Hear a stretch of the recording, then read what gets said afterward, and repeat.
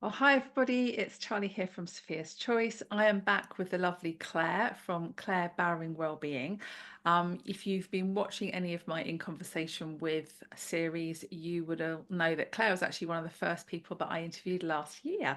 And we talked about Claire's yoga and wellbeing membership and had a little chat about that. And I've brought Claire back today so that we can talk a little bit more about Claire's journey into yoga and teaching yoga.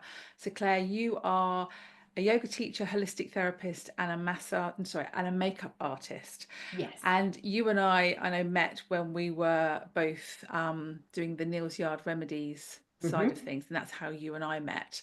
So you were a holistic therapist first. Well, no, you were a makeup artist first, and then Well, I was a beauty therapist first. Okay. Well, So I had, I'll hand it across to you because to get so that all yeah, straight. there's a lot going on there, Charlie. There's a bit of a mix of stuff going on. So yeah, I originally trained as a beauty therapist in my early 20s. And then in my late 20s, I trained as a makeup artist. And then I trained as a massage therapist. Okay. And then I trained as a yoga teacher. And you used to work within a spa setting, so that was Yes. obviously when you were doing the beauty and things like that, was it? Yeah, so I didn't actually do anything with my beauty therapy qualifications in my 20s. I just, because I had such a passion for it. Yeah. Um, and I actually didn't want to go and work on a high street sort of salon and be very much like been anywhere nice on your holidays kind of therapist. It just kind of didn't interest me. So I ended up working corporate world. I worked in hotels, I worked in offices, I did all that until I retrained part-time whilst I was still doing that as a makeup artist. Then I went traveling, then I moved to Dorset, then I ended up working in a spa on reception. And they knew that I had beauty therapy qualifications, so they had me do some treatments that I was qualified in. And that kind of got me back into doing treatments. And that's when I retrained as a massage therapist. Okay. And then I didn't really do a lot with my makeup at that point until I didn't work at the spa anymore, launched my own website, and it just kind of took off from there. And that's when I started working within the wedding industry as a makeup artist, and very, very successful doing that and really busy, despite living on Portland in Dorset, which is in the middle of nowhere. I was really busy with weddings. And then we moved from Dorset to Cornwall 2 weeks before lockdown. And literally through that was I had like maybe 50 weddings booked that year, and that Wow. all fell away within about 2 weeks. All my brides were like, "Oh, we need to reschedule my wedding," and it happened to all of us wedding suppliers. We lost a lot of our business that year. Wow. And not just that, as a holistic therapist, as I know, overnight again, none of us were able to do the one-on-one Yeah. treatments. So literally then a line was pretty much drawn under what you could And do. we were the last to be let out. You know, hairdressers were let out before us Yeah. because we were so face to face. At least with hairdressers, they're more or less behind their client. But with us, I mean, makeup, you're like, Yeah. or Yeah. you're over somebody I was whilst going you're to say doing for the doing facial. facials and yeah, yeah. So gosh. So in that sense then, because I know that the yoga is what came in for you as I suppose being a really important part of your life during that lockdown phase, because Mhm. that's when, I mean, had you done lots of yoga prior to that time? No, and so this is what's really interesting. So I kind of always knew I should be doing yoga because I've got one of those brains that just runs at 100 miles an hour. And people had always said, "Oh, we need to do yoga." And I'm like, "Oh." And then a friend of mine that I had actually met through like a Facebook challenge, she had trained to be a yoga teacher. And we had started doing little bits on Facebook lives or Instagram lives together, where she was doing a little bit of yoga breath work type stuff. And then I would do like an evening skincare kind of ritual. Just, it was like, I think it was like our little Sunday sanctuary or something, you know. And then I said to her, "Do you offer yoga online through lockdown?" And she was like, "I don't really have a space for doing that, but why don't you check out Yoga with Adrienne, which is the Yeah. most how a lot of people find their way That's into yoga. very well known, and yeah. Yes. So I literally did a beginner's class for 6 weeks solidly, like the same class. And interwoven into this, I found a 20-minute beginner's workout with Davina McCall. Right. Ah. So Was that because in yoga? Was that lockdown, yoga, or was that just general sort of? just general fitness. And Yeah. for yoga, I just thought, oh, I went in, and this is how a lot of people find their way into yoga, is they go in for the movement. They go in for, oh, I feel like I just want to move my body a bit. And for me, what happened in lockdown was because, and a lot of us, we stopped moving. Yeah. So I hadn't done any exercise really for years. I had a dog and I walked a dog for like 12 years when I lived on Portland. Lots of walking, but not really any kind of like exercise, gym work or anything like that. And I just felt sluggish. I just felt really sluggish and thought, what is going on here? I need to move my body. Because when you work as a makeup artist or a therapist, I was like putting the couch up or moving my kit, loading it in the car, all of that, you're still moving your body. And then lockdown, like we all just sat there just eating cake. Like, oh, what are we doing today? I don't know, more telly, more cake. Yeah, lovely. Um, And I started this beginner's yoga and I do it every other day. And I was in.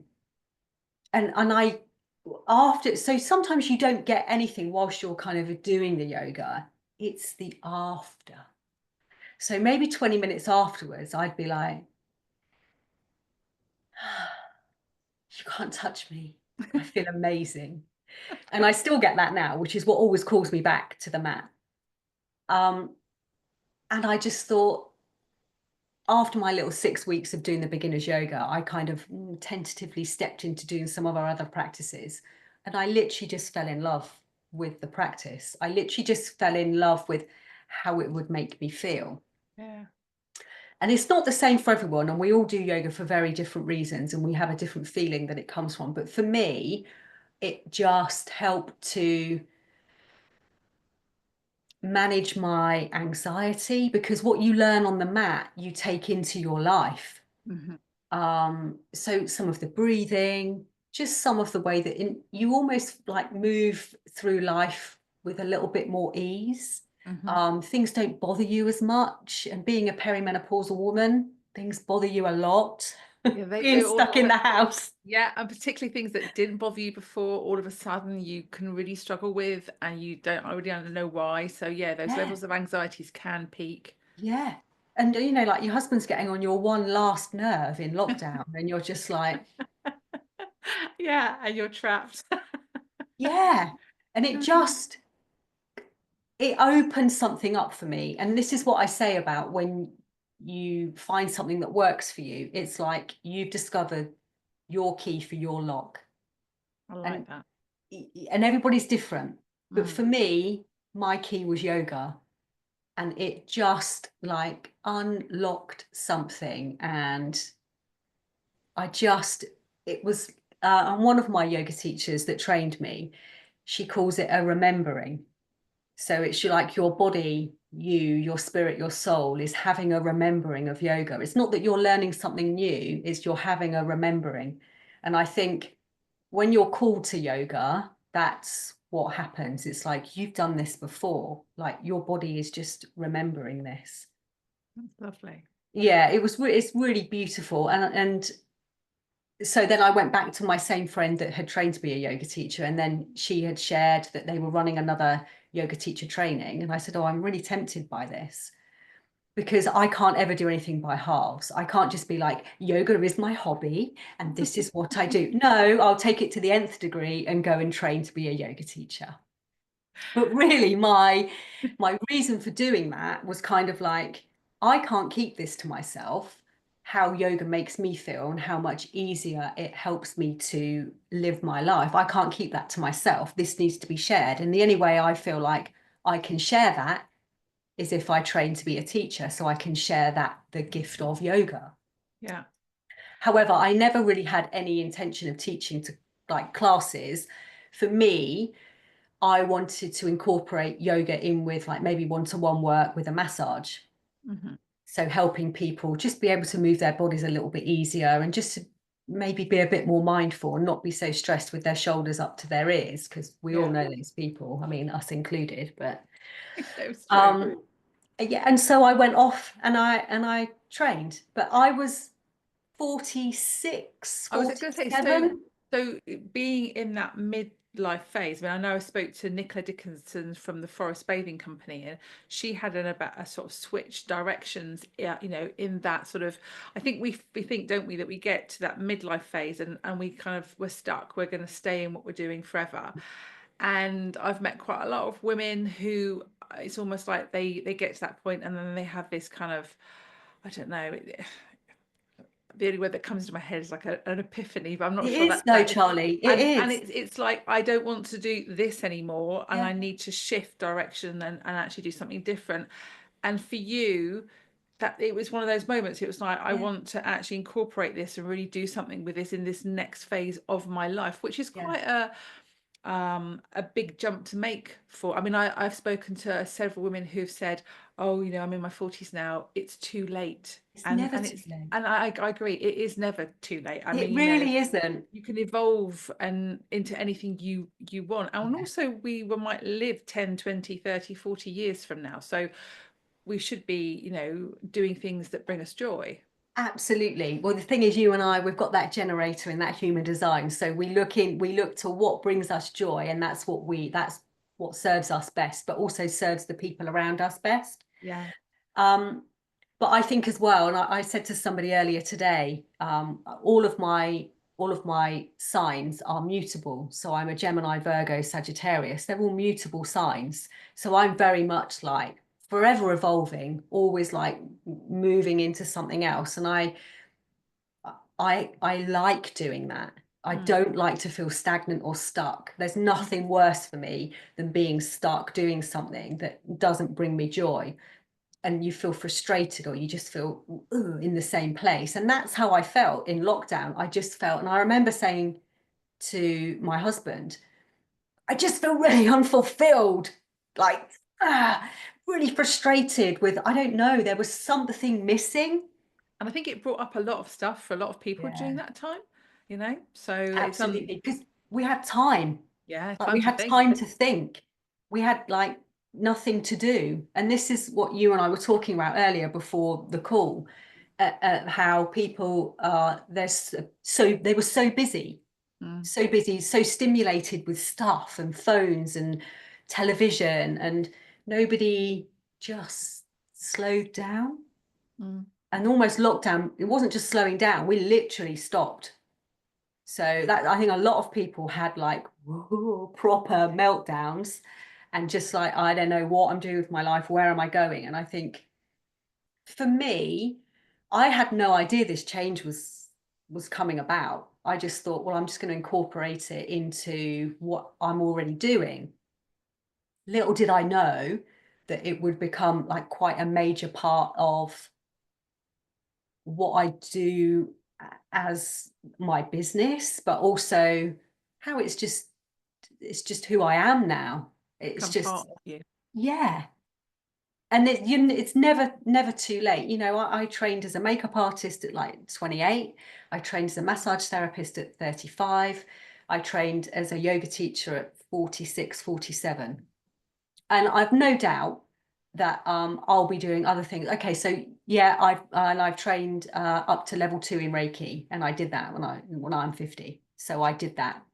So So each decade something different. there'll be something else I'll be doing into my 50s, because I'm ever evolving. I love to learn. Um, and I I don't like to stay the same. I think Mm. it's good just to kind of like try new things, um, gain new knowledge. So it's never too late. But I think yoga has there's this preconceived idea with social media and with, I guess, how it is in the West, that we believe it's that movement and it has that certain, you need to look a certain way, you need to be a certain age, and it's rubbish, absolute rubbish. And it isn't just the movement. If you're going to yoga just for movement, you're actually missing out on all the other beautiful things that come along with it. Mm. Yeah. Yeah, it's more of a way of life, a way of being, which is completely different, isn't it, really? And with you coming at it in your mid-40s, obviously you'd have been moving into or already in that Yeah. perimenopausal phase, which for many of us brings up a whole host of different symptoms, moods, anxiety, all sorts of different things. So how have you Mm. found your yoga practice has helped with, because that it's something that a lot of women come to at this stage, Yeah. but also are quite daunted by, because maybe they've not done a lot of yoga before, but have been told that yoga can be really beneficial for helping us through this phase in life. How has it helped you, and how have you used it to your benefit? I think the number one thing I get told when I'm like, oh, you should come to yoga, or, have you tried yoga? Oh, I'm not flexible. I'm like, oh, I'm certainly not flexible. it I can't literally, touch my toes still, right. and so, but I just do what I do, and But it's but that fine. literally, Charlie, you've just said to me what people, yeah, but I can't touch my toes. Do you honestly think yoga is about touching your toes? No, No, but it's like I know not listening. I'm tight, and it's like I would love to be able to touch my toes, Yeah, but but practice, practice, practice, isn't but it? it's not about that. So it's like, find a really gentle class. Just do a couple of poses, look something up, find a good teacher, and they'll guide you through it, and you'll be surprised at how your body moves and how it feels. And I think the thing is, when you get to your mid-40s and say you've had children, you've had you're in a career, you're in it, you've got older parents, all of these things, you live up here Mm. and you lose that connection with your body. You're almost not aware of what is going on. You don't know, and maybe you're on medication, all of these things. You have no idea. You're so disconnected from your body, you have no idea. And the moment you come to yoga and somebody's asking you to come into a shape with your body and then notice where you're feeling that within your body, you're like, oh, hang on a minute. I'm just connecting back to feeling into my body. And I think as women, we like, when we might have been connected to our bodies, maybe when we were like practicing sports, when we were at school, or still doing a bit of fitness in our 20s. And then you get caught up in life and work and families and other people. And we're here. But actually, somebody asking you just to listen to the sound of your breath and then notice where you're feeling that in your body is like a whole, like, oh, I'm missing out on a big bit here of that connection back to yourself. Mm. That can feel quite uncomfortable as well if you haven't Yeah, been connecting in to your body and feeling what's going on inside of you, where your body's probably been screaming at you at times, yeah, that this is uncomfortable, this hurt, and so I suppose something like yoga puts you back there to yeah. feel what's going on. Yeah, and some people it'll work for, and some people it won't. But I would say give it a try, and also don't give up on the first go because you might not have found the right teacher for you. I always say, like, you kind of have to like the sound of my voice if you want Yes. to come and do yoga with And me. every yoga teacher that I've ever been to a class with, they're all different. And Mm. you might go for a few sessions and then think, no, I don't seem to align here. It's not right for me. Yeah, And and that's there's fine. different forms of yoga as well. So your Yes, yoga is very much a flowing yoga, is it yeah, not? Yeah. yeah. So I kind of teach like a gentle strength vinyasa. So it isn't kind of like hot and fast. We hold the Which poses. I certainly wouldn't want in midlife because I'm hot enough. No, exactly. So you kind of hold the poses for a couple of breaths and you flow through the movements. And yeah, you just find that kind of like expanse within your body where you feel free. You Hmm. just feel that, oh, this feels nice. And you're like, oh, that I absolutely needed that little stretch today and that connection back to myself and just being really present at that moment in time, really grounded. And that's what I found. It just helps me. I normally do my practice first thing in the morning, and Right. that helps me to move into my day in a completely different way than if I don't do yoga in the morning, because you get up and you get on with your day, you're in it. But if you get up and you spend just a couple of minutes doing a couple of stretches, you can even do it in bed. Little child's pose, I don't know, something, just breathing into the back of your body, and then gentle little twist either side. You're kind of a bit more mindful as you move into your day. But I also teach yin yoga, which is a very different practice, mainly floor-based passive stretches, Okay. longer held poses, really good to regulate your nervous system. So if you are anxious, busy, can't drop out of your brain, yin yoga may be uncomfortable for you, not within the body, but uncomfortable Okay. because it's Oh, really? asking you to Stop. slow down, Okay. and it's asking That's you to interesting. be with yourself. And a lot of people are, and they find that quite confronting, like Shavasana. When you're in Shavasana at the end of yoga and you're kind of absorbing all the energies and allowing it to kind of like settle within you, some people find that silence and the stillness of Shavasana quite confronting. And they're like, oh, I don't like this. I'm not used to being with myself and my thoughts. You see, And that's the it's bit just I like most. right. Do- Yeah, but I then, suppose it's a it's a bit, practice. and I suppose it's a bit like when you're in a room and you're with people and then there's a silence that falls. Yes. Unless it feels really uncomfortable, I'm quite happy with that silence. Some people But can't some bear it, people are like, can oh, they? they've got to fill it with. So Feel I it. suppose it's a similar sort of thing then, or feeling, that if you're that way inclined, I imagine then in those moments and poses, you might struggle a bit more Yeah. than someone. Yeah, but yin yoga is a really beautiful practice. It really asks you to slow everything down. And probably it can be uncomfortable, like asking to sit with yourself, because if you're not used to doing that and kind of noticing any feelings, sensations within the body, it's really uncomfortable. But it's a beautiful practice. Helps with flexibility as well. So if you want to look at the physical benefits, helps with flexibility. It really works with the fascia of the body, so Mhm. that connective tissue. So it isn't strength building like you would say a vinyasa flow would be. Okay. Yin is great for people that play sports, surfers, cyclists, runners, anything like that. It just really helps to kind of like stretch out. And you know when you have a cold and you feel all a bit achy and it's like your fascia's shrinking. Mhm. So it, when you're like, oh, my shoulders are always really tight, yin yoga, amazing for that. Okay. So it's just kind of making you sort of almost stretch into yourself so that you fit again. Yeah, but you feel just a little bit more lengthened. Yeah. Yeah. Cool. No, that's lovely.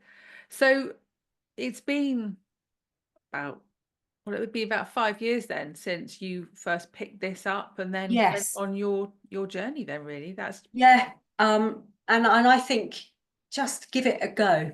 Just don't be swayed by what you see on social media about yoga people and what it looks like and doing headstands or doing arm balances or anything like that. Just look at it as a little way in to maybe being a bit more present with yourself, a little bit more connected. um yeah, and just that movement of the body, it doesn't need to be anything really dramatic or energetic.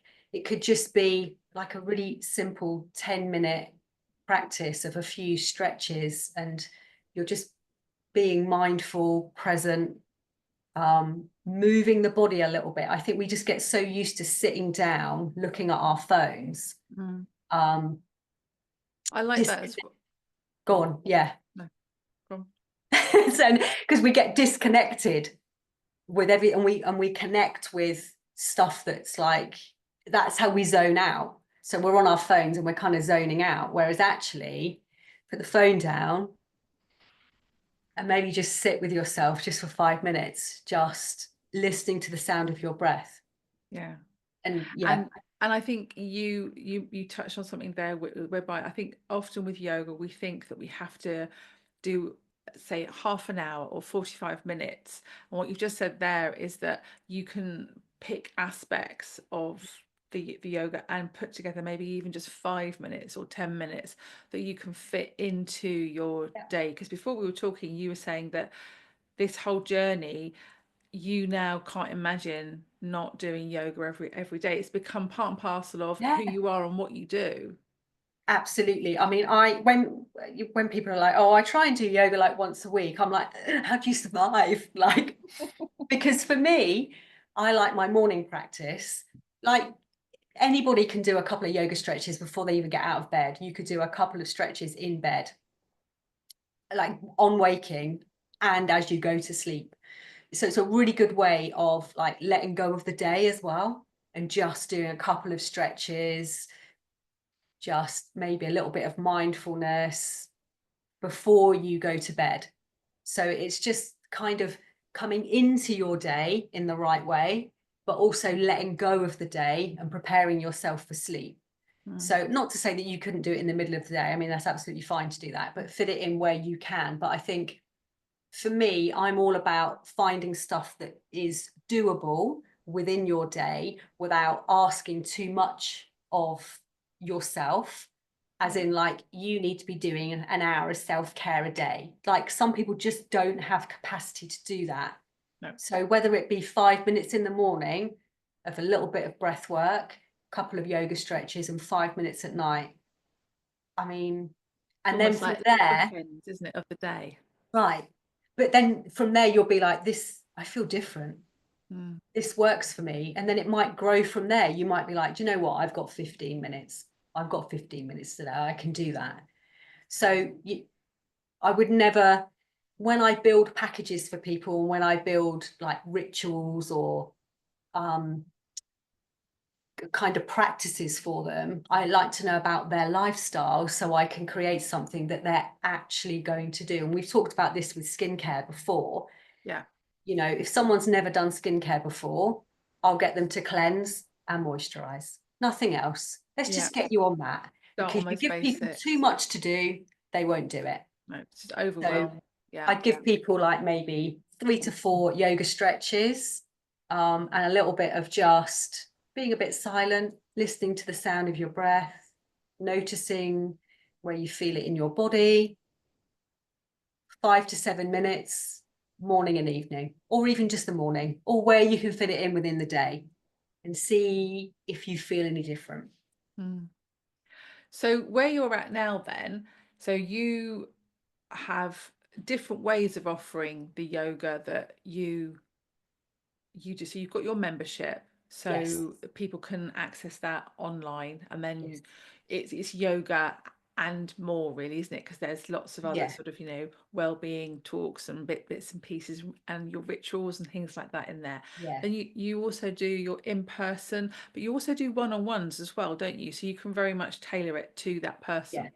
Absolutely. So I do one-to-one yoga. I do that online and in person. You can do online yoga with me as part of the membership, of which you, Charlie, are one of my experts. So we have 2 weekly classes on a Wednesday and a Saturday. That you can join me live, or they're just popped in the library. And then I've got my in-person classes that I run as well. But yeah, the one-to-one, I can really kind of like get into what somebody is looking for from their practice and why they decided to come to yoga, or Mm. maybe they need just some help with improving, or then you could just be a complete beginner, or you might just be somebody that's coming back to your practice.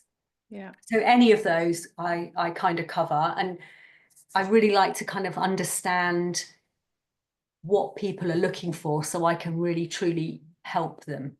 Yeah. So yeah, And also some of your offerings, you've brought in all the sort of the holistic side from your yeah. therapy practice as well. So you've blended those two, which has made some nice Yeah, offerings to yeah, people as really well. nice. So yeah, I put my wellbeing packages together. So they kind of start from really just you can have a one-to-one yoga class with me, all the way up to 3 months membership into my wellbeing club, along with holistic treatments, uh, practicing yoga with me, Your a little. Zen do's, and myself, Yes, those are something yeah. as well. So I've So got if anyone's looking for something alternative, if they're getting married and they're having a hen do, then you offer your Zen do's as well, which I've I got think a is Zen a do. great idea. They seem to be more, those sorts of things seem to be much more popular now than they ever used to be, Absolutely. which is really, really nice. Yeah. So I kind of always say that I don't bring the party, but I kind of bring the after party. Hey, I So I love bring the calm.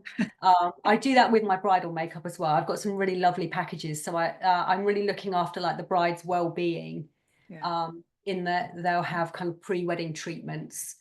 On the day they'll have a massage and a facial, and then they can have their makeup done with me as well. So they can also have a one-to-one yoga class with me, or I can teach the wedding party, trying to keep them occupied if you've got a later wedding, or the bridal party can have a yoga class. Really about wedding well-being, because I've worked in the wedding industry for a long time, and it is much needed that I want that kind of calm brought to the wedding morning for the bride, so she moves into her day with kind of a bit more ease, and she feels calm, balanced, very grounded, without that overwhelm of, oh my goodness, I'm getting married. So I kind of settle the energy, settle nerves, and set them on their way as they walk into their day. Sounds perfect. I wish Mm. you'd been around when I got married all those years ago. Yeah. So thank you so much for giving your time to chat today. It's been really interesting actually to see your evolution and Mm. the fact that you came to it, in midlife, and the amazing things that it's done for you, for your Mm. life, and everything else, and for your business as well. So Yeah. it's been fantastic. And I know on the other chat we had, we've got all your links of how to find you. But if you can just let people know whereabouts they can access you on social media and on your website and things. So if Yes. people want to find you. So really easy. I mean, if you just put into Google Claire Bowring, and we always say I have to spell it Bowring, Bowring. So you'll find my website. You'll find me on Instagram and Facebook. On Facebook, I'm Claire Bowring Wellbeing. But yeah, you literally just put in Claire Bowring. You'll find all of my social links. You'll find my website, all of my offerings, my wellbeing packages. You can join my wellbeing club, which is a glorious place to It be, is and a a really lovely place to lovely. be. It's so a like lovely group of people that we've got in there. Yeah. I've got amazing experts. Um, yeah, we just have a little bit of fun, and we have a monthly theme and event. So it's all online, so you can be anywhere and you can Yeah. join us. Yeah, and that seems to be something I think people like to access far more now, because it gives them the choice as to when they can dip in and out. But the lovely Absolutely. thing is with that, you can join the live classes, or if you can't, you're working, you can dip in whenever you want to. And there's a big extensive library in there of all sorts Huge of now. different practices. Yeah, I think we've got over 100 classes in there. Is there So really 100 now? Wow, that's yeah, incredible. it's That's a incredible. lot, isn't it? And Yeah, the lovely thing is you've got all the sort of more gentle based practices and your foundations as well. yeah, So if someone's new to yoga, they completely can new. come Yeah, into your membership and start from the very beginning and work their way up. So yeah, absolutely. no, that's brilliant. Fantastic. Thank you, sweetheart. It has been, as My always, pleasure. a joy to speak to you. Thank you. And I'm sure we will catch up again soon. All right, sweetheart, you take care. Thank you.